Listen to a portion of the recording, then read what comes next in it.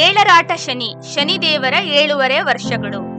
ನಮ್ಮ ವೈದಿಕ ಜ್ಯೋತಿಷದಲ್ಲಿ ಶನಿದೇವರನ್ನ ಕರ್ಮಕಾರಕ ಹಾಗೂ ಕರ್ಮಫಲದಾತ ಎಂದು ಸಂಬೋಧಿಸುತ್ತೇವೆ. ನಮ್ಮ ಚಂದ್ರ ರಾಶಿಯಿಂದ 12ನೇ ಮನೆ, ನಮ್ಮ ಚಂದ್ರ ರಾಶಿಯ ಮೇಲೆ ಹಾಗೂ ನಮ್ಮ ಚಂದ್ರ ರಾಶಿಯಿಂದ 2ನೇ ಮನೆಯ ಮೇಲೆ ಗೋಚಾರದಲ್ಲಿ ಸಂಚರಿಸುತ್ತಿದ್ದಾಗ ಶನಿದೇವರ ಏಳರಾಟ ಶನಿಯ ಪರಿಣಾಮಗಳು ನಮಗೆ ಅನುಭವಕ್ಕೆ ಬರುತ್ತೆ. ಹಾಗಾಗಿ ಶನಿದೇವರು ನಮ್ಮ ಕುಂಡಲಿಯಲ್ಲಿ ಯಾವ ಸ್ಥಿತಿಯಲ್ಲಿದ್ದಾರೆ ಅನ್ನೋದ್ರ ಮೇಲೆ ನಮಗೆ ಏಳರಾಟ ಶನಿಯ ಫಲಗಳು ಉತ್ತಮವಾಗಿರುತ್ತೋ ಅಥವಾ ಕಷ್ಟದಾಯಕವಾಗಿರುತ್ತೋ ಅನ್ನೋದನ್ನ ನಾವು ನಿರ್ಧಾರ ಮಾಡಬಹುದು. ಆದರೆ ಇದೇ ಏಳರಾಟ ಶನಿಯಲ್ಲಿ ಕೆಲವೊಂದು ಪರಿಣಾಮಗಳು ಸರ್ವೇ ಸಾಮಾನ್ಯವಾಗಿ ಕಂಡು ಬಂದಿದೆ. ಅದನ್ನ ನಾನು ಒಂದು ಪಟ್ಟಿ ಮಾಡಿ ಈ ವಿಡಿಯೋದಲ್ಲಿ ನಿಮ್ಮ ಮುಂದೆ ವಿಶ್ಲೇಷಣೆ ಮಾಡುತ್ತಿದ್ದೇನೆ. ಹಾಗಾಗಿ ಈ ವಿಡಿಯೋನ ಕೊನೆಯವರೆಗೂ ನೋಡಿ ಹಾಗೂ ಈ 9 ಪರಿಣಾಮಗಳಲ್ಲಿ ನಿಮಗೆ ಯಾವ ತರದ ಪರಿಣಾಮಗಳು ಆಗಿದೆ ಅನ್ನೋದನ್ನ ಖಂಡಿತ ನಿಮ್ಮ ಅನುಭವವನ್ನ ಸಹ ನನಗೆ ಕಮೆಂಟ್ ಸೆಕ್ಷನ್ ಅಲ್ಲಿ ಹಂಚಿಕೊಂಡು ನನಗೆ ತಿಳಿಸಿ. ಮೊದಲನೇದು, ಹೊಸ ಮನೆ, ವಾಹನ ಅಥವಾ ಯಾವುದೇ ಆಸ್ತಿ ಖರೀದಿ. ಹೊಸ ಮನೆ ತೆಗೆದುಕೊಳ್ಬೇಕು ಅಥವಾ ವಾಹನವನ್ನ ಖರೀದಿ ಮಾಡ್ಬೇಕು ಅಥವಾ ಯಾವುದೇ ತರದ ಭೂಮಿ, ಆಸ್ತಿ, ಚರಾಸ್ತಿ, ಸ್ಥಿರಾಸ್ತಿಯನ್ನ ಖರೀದಿ ಮಾಡ್ಬೇಕು ಅಂದ್ರೆ ಹಣದ ವ್ಯಯ ತುಂಬಾ ಆಗುತ್ತೆ.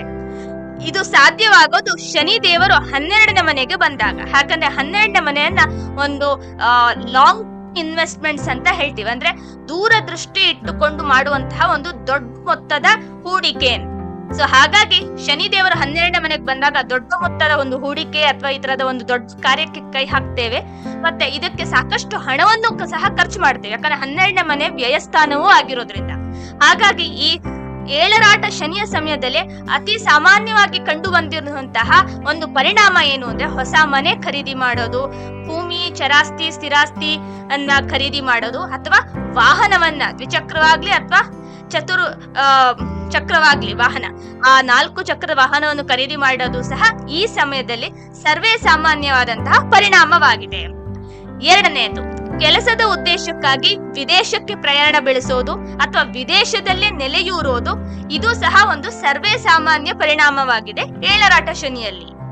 12ನೇ ಮನೆ ಬಂದು ಬರೀ ವ್ಯಯವನ್ನ ತೋರಿಸೋದಿಲ್ಲ, ಅದು ವಿದೇಶವನ್ನು ಸಹ ತೋರಿಸುತ್ತೆ. 10ನೇ ಮನೆ ಬಂದು ನಮ್ಮ ಉದ್ಯೋಗ ಸ್ಥಳವಾದರೆ 10ರಿಂದ 12ನೇ ಮನೆ ಬಂದು 3ನೇ ಮನೆ ಆಗುತ್ತೆ. ಹಾಗಾಗಿ ಕೆಲಸದ ಉದ್ದೇಶಕ್ಕಾಗಿ ಒಂದು ಸಣ್ಣ ಪ್ರಯಾಣ ಅಥವಾ ವಿದೇಶಕ್ಕೆ ಒಂದು ಸಣ್ಣ ಪ್ರಯಾಣ ಬೆಳೆಸೋದು ಸಹ ಈ ಏಳರಾಟ ಶನಿಯಲ್ಲಿ ಸರ್ವೇ ಸಾಮಾನ್ಯವಾಗಿದೆ. ಯಾಕಂದ್ರೆ ಶನಿಯು ನೈಸರ್ಗಿಕವಾಗಿ ಕರ್ಮಕಾರಕನಾಗಿರೋದ್ರಿಂದ ಕರ್ಮದ ನಿಮಿತ್ತ ಪ್ರಯಾಣವನ್ನು ಬೆಳೆಸುವುದು ಈ ಸಮಯದಲ್ಲಿ ಹಾಗೂ ಅದಕ್ಕೋಸ್ಕರ ಹಣ ವ್ಯಯಿಸೋದು ಈ ಸಮಯದಲ್ಲಿ ಆಗುವಂತಹ ಎಲ್ಲ ಲಕ್ಷಣಗಳು ಕಂಡು ಬರುತ್ತೆ. ಹಾಗೂ ವಿದೇಶದಲ್ಲಿ ನೆಲೆಸಿಕೊಳ್ಳುವುದು ಸಹ ಈ ಸಮಯದಲ್ಲಿ ಆಗಬಹುದು. ಯಾಕೆಂತ ಹೇಳಿದ್ರೆ ಕೆಲವರಿಗೆ ಶನಿ 4ನೇ ಮನೆಯ ಮೇಲೆ ಪ್ರಭಾವ ಬೀರ್ತಾ ಇದ್ದು ಹಾಗೂ ಗೋಚರದಲ್ಲಿ 12ನೇ ಮನೆಯಲ್ಲಿ ಪ್ರಭಾವ ಬೀರಿದಾಗ ಇದು ಸಾಮಾನ್ಯವಾಗುತ್ತೆ. ಯಾಕಂದ್ರೆ 2ನೇ ಮನೆಯನ್ನು ಆತ ನೋಡ್ತಿರ್ತಾನೆ, ಆಮೇಲೆ ಚಂದ್ರ ರಾಶಿಗೆ ಬಂದಿರೋ, ಆಮೇಲೆ 2ನೇ ಮನೆಗೆ ಬಂದಾಗ ಸೊ ಅವ್ರು ಸೆಟಲ್ ಮಾಡ್ಬೇಕು ಅಂತ ಇದ್ದಾಗ ಖಂಡಿತ ಆತ ವಿದೇಶದಲ್ಲಿ ನೆಲೆಸುವಂತಹ ಯೋಗವಿದ್ದವರಿಗೆ ಖಂಡಿತ ಈ ಸಮಯದಲ್ಲಿ ವಿದೇಶ ಪ್ರಯಾಣ ಹಾಗೂ ವಿದೇಶದಲ್ಲಿ ನೆಲೆಯೂರೋದು ಸಹ ಸಾಧ್ಯವಾಗುತ್ತೆ. 3ನೇ ಪರಿಣಾಮ, ಉದ್ಯೋಗದಲ್ಲಿ ಸ್ವಲ್ಪ ಬದಲಾವಣೆ ಅಥವಾ ವೃತ್ತಿಯೇ ಬದಲಾವಣೆ ಆಗೋದು ಮತ್ತು ಬಹು ಆದಾಯ ಮೂಲಗಳು ಉತ್ಪತ್ತಿಯಾಗೋದು. ಎಷ್ಟೊಂದ್ ಜನ ಯಾವುದೋ ತರದ ಉದ್ಯೋಗದಲ್ಲಿ ಇರ್ತಾರೆ. ಓದಿರೋದು, ವಿದ್ಯಾಭ್ಯಾಸ ಮಾಡಿರೋದೇ ಒಂದು, ಮತ್ತೆ ಮಾಡ್ತಿರೋ ಉದ್ಯೋಗವೇ ಬೇರೆ ಇರುತ್ತೆ. ಹಾಗೂ ವೃತ್ತಿಯಲ್ಲೂ ಸಹ ಬದಲಾವಣೆಗಾಗಿ ಅವರು ನಿರೀಕ್ಷಿಸುತ್ತಿದ್ರೆ ಈ ಸಮಯದಲ್ಲಿ ಅದು ಸಾಧ್ಯವಿದೆ. ಯಾಕಂದ್ರೆ ಶನಿ ದೇವರು ನಮಗೆ ಯಾವ ಒಂದು ವೃತ್ತಿ ಸೂಕ್ತ, ನಮಗೆ ಉದ್ಯೋಗದಲ್ಲಿ ಯಾವ ತರದ ಒಂದು ಡೊಮೈನ್ ಸೂಕ್ತ ಅನ್ನೋದನ್ನ ನೋಡಿ ಹಾಗೂ ನಮ್ಮ ಕುಂಡಲಿಯ ಪ್ರಕಾರ, ನಮ್ಮ ಕರ್ಮಗಳ ಪ್ರಕಾರ ಆತನೇ ಅದಕ್ಕೆ ಒಂದು ಬದಲಾವಣೆಯನ್ನ ತರಿಸ್ತಾನೆ.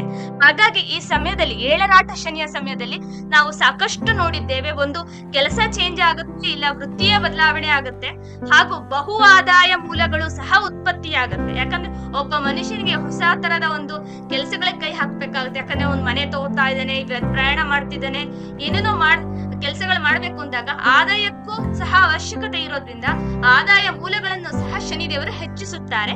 ಆದ್ರೆ ಅವರ ಕುಂಡಲಿಯಲ್ಲಿ ಶನಿ ಯಾವ್ದಾದ್ರೂ ಲಕ್ಷ್ಮಿ ಸ್ಥಾನಗಳು ಅಥವಾ ತ್ರಿಕೋಣ ಸ್ಥಾನಗಳಿಗೆ ಒಂದು ಸಂಬಂಧವನ್ನ ಹೊಂದಿರಲೇಬೇಕಾಗುತ್ತೆ. 4ನೇ ಪರಿಣಾಮ, ಉದ್ಯೋಗವನ್ನ ಬಿಟ್ಟು ಹೊಸ ವ್ಯಾಪಾರವನ್ನು ಆರಂಭಿಸೋದು. ನಾವು ಸಾಕಷ್ಟು ಈ ಕಾರ್ಪೊರೇಟ್ ಉದ್ಯೋಗಿಗಳಾಗಿರ್ಬೋದು ಅಥವಾ ಸರ್ಕಾರಿ ನೌಕರರಾಗಿರ್ಬೋದು ಅವರನ್ನ ಸಹ ನೋಡಿರ್ತೇವೆ. ಉದ್ಯೋಗವನ್ನ ಬಿಟ್ಟು ವ್ಯಾಪಾರವನ್ನ ಆರಂಭಿಸಿ ಅದರಲ್ಲಿ ಯಶಸ್ವಿಗೊಳ್ಳೋದನ್ನ. ಸೊ ಈ ತರದ ವ್ಯಾಪಾರಿಗಳ ಕುಂಡಲಿಯಲ್ಲೂ ತೆಗೆದು ನೋಡಿದಾಗ ಅವರು ಇಂತಹ ಕೆಲಸಕ್ಕೆ ಸಹ ಈ ಏಳರಾಟ ಶನಿಯ ಸಮಯದಲ್ಲೇ ಕೈ ಹಾಕಿರ್ತಾರೆ. ಯಾಕಂದ್ರೆ ಶನಿ ದೇವರು ಮನುಷ್ಯನು ಸ್ವಾವಲಂಬಿಯಾಗಲಿ ಹಾಗೂ ತನ್ನ ಕಾಲ ಮೇಲೆ ನಿಂತ್ಕೊಳ್ಳಿ ಎನ್ನುವಂತಹ ಒಂದು ಬೋಧನೆಯನ್ನ ಕೊಡೋದ್ರಿಂದ ಹಾಗೂ ಅದಕ್ಕೆ ಕಾರಕನಾಗೋದ್ರಿಂದ ಶನಿ ದೇವರು ಇಂತಹ ಕಾರ್ಯಗಳನ್ನ ಮಾಡಲಿಕ್ಕೆ ಹೊರಡುವವರಿಗೂ ಸಹ ಒಂದು ಬೆಂಬಲವನ್ನ ಕೊಡ್ತಾನೆ. ಆದ್ರೆ ಅದಕ್ಕಾಗಿ ಸಾಕಷ್ಟು ಕಷ್ಟ ಪಡಬೇಕಾಗುತ್ತೆ ಹಾಗೂ ಸಾಕಷ್ಟು ಹಣವನ್ನು ಸಹ ವ್ಯಯಿಸಬೇಕಾಗುತ್ತೆ. ಹಾಗಾಗಿ ಏಳರಾಟ ಶನಿಯ ಸಮಯದಲ್ಲಿ ಇಂತಹ ಕೆಲಸಗಳು ಆಗೋದು, ಇಂತಹ ಪರಿಣಾಮಗಳು ಸಿಗೋದು ಸರ್ವೇ ಸಾಮಾನ್ಯ. ಇನ್ನು 5ನೇ ಪರಿಣಾಮ, ಉಪಾಧಿಯಲ್ಲಿ ಉಂಟಾಗುವ ನೀಡಿಯ ಕಾನೂನು ಸಮಸ್ಯೆಗಳು ಮತ್ತು ಅಸ್ತಿತ್ವದಲ್ಲಿರುವ ಯಾವುದೇ ತರದ ಕಾನೂನು ಸಮಸ್ಯೆಗಳಿಗೆ ಪರಿಹಾರ. ನಿಮಗೆ ಯಾವ್ದಾದ್ರೂ ಕಾನೂನು ಸಮಸ್ಯೆಗಳು ಈಗ ಸದ್ಯಕ್ಕೆ ಪರಿಹಾರವಾಗದೆ ಅದು ಅಸ್ತಿತ್ವದಲ್ಲಿದ್ರೆ ಅದರಿಂದ ನಿಮ್ಗೆ ಮುಕ್ತಿ ಸಿಗುತ್ತೆ. ಹಾಗೂ ನಿಮಗೆ ಯಾವ್ದಾದ್ರೂ ಕಾನೂನು ಸಮಸ್ಯೆಗಳು ತಗಲಿ ಹೋಗೋದು. ಸೊ ಇದನ್ನ ಸಹ ಕೊಡುವಂತಹ ಗ್ರಹವೇ ಶನಿ ದೇವರು. ಯಾಕಂದ್ರೆ ಗುರು ಕಾನೂನಿಗೆ ಎಷ್ಟು ಮುಖ್ಯನೋ ಅಷ್ಟೇ ಶನಿಯು ಮುಖ್ಯ. ಶುಕ್ರನನ್ನ ನಾವು ನ್ಯಾಯಾಧೀಶ ಅಂತ ಹೇಳಿದ್ರೆ ಶನಿಯು ಸಹ ನ್ಯಾಯಾಧೀಶನೇ. ಸೊ ಶುಕ್ರ, ಶನಿ, ಗುರು ಈ 3 ಗ್ರಹಗಳು ಬಹಳ ಬಹಳ ಮುಖ್ಯ. ಹಾಗಾಗಿ ಕಾನೂನು ರೀತಿಯ ಸಮಸ್ಯೆಗಳನ್ನ ಶುರುವಾಗಲಿ ಅಥವಾ ಅಂತ್ಯವಾಗ್ಲಿ ಶನಿದೇವರಿಂದ ಸಾಧ್ಯವಿದೆ. ಹಾಗೂ 6, 8ರ ಜೊತೆ ಸಂಬಂಧವನ್ನ ಏನಾದ್ರೂ ಶನಿದೇವರು ಹೊಂದಿದ್ದರೆ ಖಂಡಿತ ಈ ಸಮಯದ ಹಾಗೂ ಶನಿದೇವರ ಒಂದು ಉಪಸ್ಥಿತಿ ಏನಾದ್ರೂ ಈ ಮನೆಗಳಲ್ಲೇ ಇದ್ದು ಯಾವುದೇ ತರದ ಅಫ್ಲಿಕ್ಷನ್ಸ್ ಇಲ್ಲದೆ ಹೋದ್ರೆ ನಿಮ್ಮ ಕುಂಡಲಿಯಲ್ಲಿ, ಅವಾಗ ಕಾನೂನು ಸಮಸ್ಯೆಗಳು ಈ ಸಮಯದಲ್ಲಿ ಇದ್ರೂ ಸಹ ಅದು ಪರಿಹಾರವಾಗುತ್ತೆ. ಏನಾದ್ರೂ ಅಫ್ಲಿಕ್ಷನ್ಸ್ ಅಥವಾ ತೊಂದರೆಗಳು ಏನಾದ್ರು ಪೀಡಿತನಾಗಿದ್ರೆ ಅಥವಾ ಬಾಧಿತನಾಗಿದ್ರೆ ಅವಾಗ ರಾಹುವಿಂದನೋ ಕೇತುವಿಂದನೋ ಅವಾಗ ಈ ಸಮಯದಲ್ಲಿ ಇಲ್ಲದಿದ್ದರೂ ಸಹ ಕಾನೂನು ಸಮಸ್ಯೆಗಳು ಬರಬಹುದು. ಇದು ಸಾಧ್ಯವಿದೆ. 6ನೇದು ಪಿತ್ರಾರ್ಜಿತ ಆಸ್ತಿಯ ಒಂದು ಲಭ್ಯತೆ. ಎಷ್ಟೊಂದ್ ಜನ ಸಾಕಷ್ಟು ವರ್ಷಗಳಿಂದ ಪಿತ್ರಾರ್ಜಿತ ಆಸ್ತಿ ಸಿಗ್ಲಿ ಅಂತ ಕಾಯ್ತಾ ಇರ್ತಾರೆ. ಆದ್ರೆ ಅದು ಸಿಕ್ಕೇ ಇರಲ್ಲ. ಆದ್ರೆ ಏಳರಾಟ ಶನಿಯಲ್ಲಿ ಈ ಸಮಯದಲ್ಲಿ ಖಂಡಿತ ಸಿಗುವಂತಹ ಸಾಧ್ಯತೆ ಒದಗಿ ಬರುತ್ತೆ ನಿಮಗೆ ಕುಂಡಲಿಯಲ್ಲಿ ಅದರ ಯೋಗವಿದ್ದರೆ.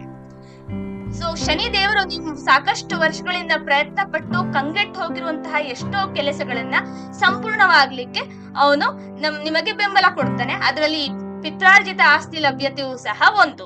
ಯಾಕಂದ್ರೆ ಸೂರ್ಯನು 8ನೇ ಮನೆಯ ಜೊತೆ ಏನಾದ್ರು ಸಂಬಂಧವನ್ನು ಹೊಂದಿದ್ರೆ ಹಾಗೂ 6ನೇ ಮನೆಯ ಜೊತೆ ಸಂಬಂಧ ಹೊಂದಿದ್ರೆ ಮತ್ತು ಸೂರ್ಯನು ಒಂದು ಒಳ್ಳೆ ಸ್ಥಾನದಲ್ಲಿದ್ರೆ ಪಿತ್ರಾರ್ಜಿತ ಆಸ್ತಿ ಲಭ್ಯವಾಗುತ್ತೆ ಅಂತ ನಾವೊಂದು ಹೇಳ್ತೀವಿ. ಆದ್ರೆ ಅಲ್ಲೇನಾದ್ರು ತೊಂದರೆ ಇದ್ದು ರಾಹು ಜೊತೆ ಗ್ರಸ್ತನಾಗಿದ್ದರೆ ಅಥವಾ ಇನ್ನೊಂದು ಏನೇ ತೊಂದರೆ ಆಗಿದ್ದಾಗ ಅಥವಾ ಶನಿಯೇ ಅಲ್ಲಿ ಇದ್ದಾಗ ಏನಾದ್ರೂ ಒಂದು ತೊಂದರೆ ಬರ್ತಾನೆ ಇರುತ್ತೆ ಕಾನೂನು ರೀತ್ಯವಾಗಿ ಅಥವಾ ಸಂಬಂಧಿಕರಲ್ಲಿ. ಸೊ ಹಾಗಾಗಿ ಪಿತ್ರಾರ್ಜಿತ ಆಸ್ತಿ ಲಭ್ಯವಾಗುವುದು ತಡವಾಗ್ತಾ ಹೋಗ್ತಾ ಇರುತ್ತೆ. ಈ ಏಳರಾಟ ಶನಿ ಸಮಯದಲ್ಲಿ ಶನಿ ದೇವರು ಅದನ್ನ ಎಂತದೇ ಡಿಲೇ ಏನೇ ಆದ್ರೂ ಅದನ್ನ ವಿಳಂಬವಾದ್ರೂ ಅದನ್ನ ಕಡಿಮೆ ಮಾಡಿ ಈ ಸಮಯದಲ್ಲಿ ನಿಮಗೆ ಸಿಗೋ ಹಾಗೆ ಮಾಡ್ತಾನೆ. ಅದಕ್ಕೆ ನಿಮಗೆ ಯೋಗ ಇರಬೇಕು. ಯಾವ ದಶೆ ಅಂತರ್ದಶೆ ಅನ್ನೋದನ್ನು ಸಹ ನೋಡ್ಬೇಕು. ಇನ್ನು 7ನೇ ಒಂದು ಸರ್ವೇ ಸಾಮಾನ್ಯವಾದ ಪರಿಣಾಮ ಅಂತ ಹೇಳಿದ್ರೆ ಮದುವೆ ಆಗೋದು ಮತ್ತು ಮಕ್ಕಳನ್ನ ಪಡೆಯೋದು. ಎಷ್ಟೊಂದ್ ಜನ ಸಾಕಷ್ಟು ವರ್ಷಗಳಿಂದ ಉತ್ತಮ ಸಂಗಾತಿಯ ಒಂದು ನಿರೀಕ್ಷಣೆಯಲ್ಲಿ ಇರ್ತಾರೆ ಹಾಗೂ ತುಂಬಾ ವರ್ಷಗಳಿಂದ ಬಾಂಧವ್ಯದಲ್ಲಿ ಇರುವಂತಹ ಎಷ್ಟೋ ಪ್ರೇಮಿಗಳು ಸಹ ಮದುವೆ ಆಗ್ಲಿಕ್ಕೆ ಇಚ್ಛೆ ಪಡ್ತಿರ್ತಾರೆ. ಅವ್ರಿಗೆ ಅದಕ್ಕೆ ಒಂದು ಕಂಕಣ ಭಾಗ್ಯ ಕೂಡಿ ಬಂದಿರಲ್ಲ. ಈ ಸಮಯದಲ್ಲಿ ಮದುವೆ ಆಗುವಂತಹ ಎಲ್ಲ ಲಕ್ಷಣಗಳು ಎಲ್ಲಾ ಸಮಯವೂ ಸಹ ಸಾಧ್ಯತೆ ಇದೆ ಈ 7.5 ವರ್ಷದಲ್ಲಿ. ಅದಕ್ಕೆ ನಿಮ್ಮ ಶನಿಯ ದೇವರ ಒಂದು ಸಪ್ತಮದ ಜೊತೆ ಒಂದು ಏನಾದ್ರು ಸಂಬಂಧ, ಸಪ್ತಮಾಧಿಪತಿ ಜೊತೆ ಅಥವಾ ಸಪ್ತಮ ಭಾವದ ಜೊತೆ ಅಥವಾ ನವಾಂಶದಲ್ಲಿ ಶನಿದೇವರ ಒಂದು ಸ್ಥಿತಿ ಹೇಗಿದೆ ಅನ್ನೋದ್ರ ಮೇಲೆ ಈ ವಿವಾಹ ಸಂಬಂಧವಾಗ್ಲಿ ಅಥವಾ ಈ ಮಕ್ಕಳನ್ನ ಪಡೆಯೋದ್ರಲ್ಲೂ ಸಹ ನಾವು ಸಪ್ತಾಂಶ ಕುಂಡ್ಲಿಯನ್ನ ಸಹ ನೋಡ್ಬೇಕಾಗುತ್ತೆ ಈ ಷೋಡಶ ವರ್ಗದಲ್ಲಿ. ಸೊ ಇಷ್ಟ ಎಲ್ಲಾ ಮದುವೆ ಹಾಗೂ ಮಕ್ಕಳನ್ನ ಪಡೆಯುವಂತಹ ಸಾಧ್ಯತೆ ಸಹ ಈ ಏಳರಾಟ ಶನಿ ಸಮಯದಲ್ಲಿ ಸಾಧ್ಯವಿದೆ. ಇನ್ನು 8ನೇದು ವಿಷಪೂರಿತ ಸಂಬಂಧಗಳಿಂದ ಮುಕ್ತಿಯಾಗುತ್ತೆ ಮತ್ತು ವಿಚ್ಛೇದನ ಯಾವ್ದಾದ್ರು ಅರ್ಜಿ ಏನಾದ್ರು ನೀವು ಸಲ್ಲಿಸಿದ್ದು ಅದರ ಒಂದು ಕೇಸ್ ಏನೇನೋ ನಡೀತಾ ಇದ್ರೆ ಅದು ಸಹ ನಿಮಗೆ ಸೆಟಲ್ ಆಗುತ್ತೆ. ಈ ಡಿವೋರ್ಸ್ ಕೇಸಸ್ ಏನಾರು ಇದ್ದು ಅಥವಾ ಯಾವ್ದಾದ್ರು ಒಂದು ವಿಷಪೂರಿತ ಸಂಬಂಧಗಳು ನಿಮ್ಗೆ ತೊಂದರೆ ಒಂದು ಉಂಟ ಮಾಡ್ತಿದ್ರೆ ಅದರಿಂದ ಸಹ ಮುಕ್ತಿ ಆಗುತ್ತೆ. ಯಾಕಂದ್ರೆ ಶನಿ ದೇವರು ಯಾವುದೇ ಮನುಷ್ಯ ಕಷ್ಟದಿಂದ ಬರುತ್ತಿದ್ರೆ ಅಥವಾ ಯಾವುದೋ ಒಂದು ಸಂಬಂಧಗಳಿಂದ ತೊಂದರೆ ಅನುಭವಿಸ್ತಾ ಇದ್ರೆ ಅವರಿಂದ ಮುಕ್ತಿಯನ್ನ ಕೊಡಿಸ್ತಾನೆ. ಹಾಗೂ ಈ ವಿಚ್ಛೇದನ ಅಥವಾ ಎಷ್ಟೊಂದು ಸಂಬಂಧಗಳು ಇಚ್ಛೆ ಇಲ್ಲದೆ ಇರೋದು ಹೇಗೋ ನಡ್ಕೊಂಡು ಹೋಗ್ತಿದೆ, ಅದರಿಂದನೂ ಸಹ ಮುಕ್ತಿಯನ್ನ ಕೊಡಿಸ್ತಾನೆ. ಸೊ ಈ ಪರಿಣಾಮವೂ ಸಹ ಸರ್ವೇ ಸಾಮಾನ್ಯವಾಗಿ ಕಂಡು ಬಂದಿದೆ ಈ ಏಳರಾಟ ಶನಿಯ ಸಮಯದಲ್ಲಿ. ಇನ್ನು ಕೊನೆಯದು ಗೂಢಶಾಸ್ತ್ರಗಳು, ಒಕಲ್ಟ್ ಸೈನ್ಸ್ ನ ಅಧ್ಯಯನ ಮಾಡುವಿಕೆ ಹಾಗೂ ಆಧ್ಯಾತ್ಮಿಕದ ಕಡೆಗೆ ಸಾಕಷ್ಟು ಒಲವನ್ನ ತೋರುವಿಕೆ ಹಾಗೂ ಬ್ರಹ್ಮಚಾರಿಣಿಯಾಗಿ ಜೀವನವನ್ನ ನಡೆಸುವಿಕೆ, ಇಷ್ಟು ಸಹ ಈ ಏಳರಾಟ ಶನಿ ಸಮಯದಲ್ಲಿ ಸಾಧ್ಯವಿದೆ. ಯಾಕಂದ್ರೆ ಶನಿ ದೇವರು ವೈರಾಗ್ಯವನ್ನು ಸೂಚಿಸ್ತಾನೆ ಹಾಗೂ ಶನಿ ದೇವರು ಭಗವಾನ್ ಈಶ್ವರನನ್ನ ಸೂಚಿಸೋದ್ರಿಂದ ಆ ಜ್ಯೋತಿಷ ವಿದ್ಯೆಯು ಸಹ ಭಗವಾನ್ ಈಶ್ವರನ ಒಂದು ಮೂರನೇ ಕಣ್ಣನ್ನೇ ಪ್ರತಿಪಾದಿಸುತ್ತೆ. ಹಾಗಾಗಿ ಈ ಸಮಯದಲ್ಲಿ ಗೂಢಶಾಸ್ತ್ರಗಳನ್ನ ಅಧ್ಯಯನ ಮಾಡಬಹುದು. ಯಾಕಂದ್ರೆ ಶನಿ ದೇವರು ಪ್ರಾಚೀನ ವಿದ್ಯೆಯನ್ನು ಸಹ ತೋರಿಸ್ತಾನೆ. ಈ ಎಲ್ಲಾ ಶಾಸ್ತ್ರಗಳು, ಈ ಎಲ್ಲಾ ವಿದ್ಯೆಗಳು ಪ್ರಾಚೀನವಾದ್ರಿಂದ ಇದರ ಅಧ್ಯಯನ ಮಾಡುವುದು, ಇದರಲ್ಲಿ ಸಾಕಷ್ಟು ಒಲವನ್ನ ಹೊಂದಿ ಇದರಲ್ಲಿ ಮುಂದುವರಿಯೋದು ಮತ್ತೆ ಆಧ್ಯಾತ್ಮಿಕವಾಗಿ ಇರೋದು, ಇವೆಲ್ಲವೂ ಸಹ ಈ ಸಮಯದಲ್ಲಿ ಹೆಚ್ಚು ಆಗ್ಬಹುದು. ಹಾಗೂ ಒಂದು ವೈರಾಗ್ಯ ಭಾವನದಿಂದ ಬ್ರಹ್ಮಚಾರಿಣಿಯಾಗಿ ಜೀವನವನ್ನು ನಡೆಸುವುದು ಕೂಡ ಸಾಧ್ಯವಾಗಬಹುದು. ಯಾಕಂದ್ರೆ 12ನೇ ಮನೆಯಲ್ಲಿ ಶನಿ ಬಂದಾಗ, 1ನೇ ಮನೆಯಲ್ಲಿ ಬಂದಾಗ ಅದೇ ಫಲಗಳು ಜಾಸ್ತಿ ಇರೋದ್ರಿಂದ ಇದರ ಪ್ರಭಾವ ಜಾಸ್ತಿ ಇರುತ್ತೆ. ಇಷ್ಟಾಗಿತ್ತು 9 ಸರ್ವೇ ಸಾಮಾನ್ಯ ಪರಿಣಾಮಗಳು ಸಾಡೆ-ಸಾತಿ ಅಥವಾ ಏಳರಾಟ ಶನಿಯ ಸಮಯದಲ್ಲಿ. ನಿಮಗೆ ಇಚ್ಛೆ ಆಗಿದ್ದಲ್ಲಿ ದಯವಿಟ್ಟು ಲೈಕ್ ಮಾಡಿ, ಶೇರ್ ಮಾಡಿ ಹಾಗೂ ಸಬ್ಸ್ಕ್ರೈಬ್ ಮಾಡಿ ನನ್ನ ಚಾನೆಲ್ ರಮ್ಯಾ ಜ್ಯೋತಿಷಕ್ಕೆ. ಹಾಗೂ ನಿಮ್ಮ ಏನು ಸಲಹೆ ಸೂಚನೆಗಳಿದೆ ಅದನ್ನ ಸಹ ನನಗೆ ಕಮೆಂಟ್ ಸೆಕ್ಷನ್ ನಲ್ಲಿ ಕೊಡಿ. ಸೊ ಮುಂಬರುವ ಸಂಚಿಕೆಯವರೆಗೂ ನಿಮಗೆ ನನ್ನ ನಮಸ್ಕಾರಗಳು.